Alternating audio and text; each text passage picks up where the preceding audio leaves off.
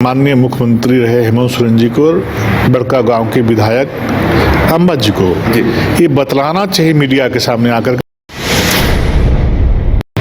किस प्रकार से बालू की चोरी करते हैं, किस प्रकार से कोयले की तस्करी में आप शामिल रहते हैं। मामले को लेकर के गुमराह करने के लिए आप जनता में इस तरह का भ्रम फैला रहे हैं। वो कौन बीजेपी के नेता ने प्रलोभन देने का काम किया है कि आप मेरे साथ आकर के चुनाव लड़ने का काम किया? भारतीय जनता पार्टी से चुनाव लड़ रहा है, बताना तो उन्हीं को पड़ेगा। लग रहा है हेमंत सोरेन जी कहते थे कि भाई मुझ पर दबाव था कि मैं बीजेपी के साथ चला जाऊं, बीजेपी के सामने झुक जाऊं, जैसा महाराष्ट्र में हुआ। मैंने नहीं किया तो सजा मिली। अभी अम्बा प्रसाद के यहाँ छापा पड़ा तो वो भी कह रही हैं कि भाई हमें टिकट का ऑफर था, मैंने नहीं किया तो मेरे ऊपर छापा पड़ा। तो इन चीजों को लेकर आप किस तरह से देख रहे हैं? देखिए, माननीय मुख्यमंत्री रहे हेमंत सोरेन जी को और बड़का गांव के विधायक अम्बा जी को ये बतलाना चाहिए मीडिया के सामने आकर के, जनता को बतलाना चाहिए। जनता जानना चाहती है कि आपको कौन बीजेपी के नेता ने प्रलोभन देने का काम किया है कि आप मेरे साथ आकर के चुनाव लड़ने का काम किया। कौन दिया है?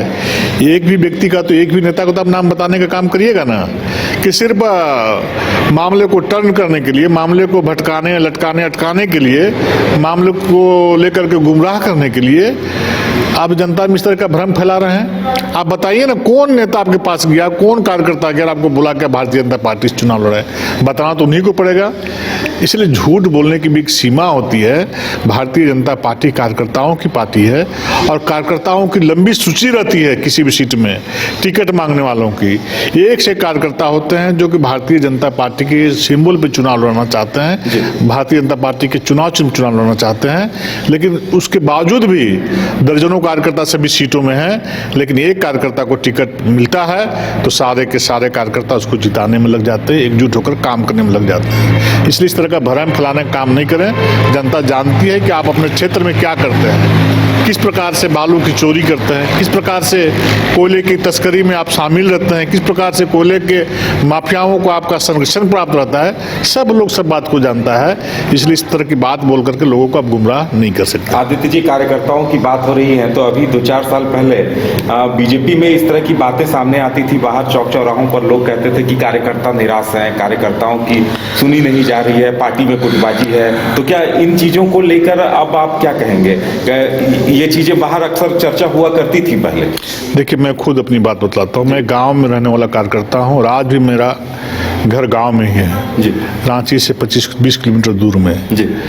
मैं सपने में भी नहीं सोचा था कि मैं राज्यसभा का सांसद बनूंगा या प्रदेश का महामंत्री बनूंगा। सपने में भी नहीं सोचा था, क्योंकि गांव कार्यकर्ता की क्या पहुंच होती है, क्या पहचान होती है, आप जानते ही हैं जी। और सिर्फ पहचान उसका काम होता है।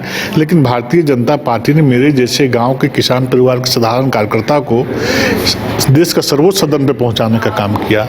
बच्चों को दिला रही है क्वालिटी एजुकेशन, तो अब धनबाद से बाहर जाने की जरूरत नहीं, क्योंकि धनबाद में ही खुल गया है DY पाटिल इंटरनेशनल स्कूल, जहां लड़कियों से नहीं ली जाती है एडमिशन फी। साथ ही इस साल एडमिशन लेने वाले स्टूडेंट को जब तक वो स्कूल में पढ़ेंगे तब तक ट्यूशन फी में मिलेगी 20% की छूट। Quality faculty, STEM lab, big play ground, bus facility यानी complete student friendly environment. DY Patil international school, Kailashpuram, near Memco मोड़, धनबाद। Admission open.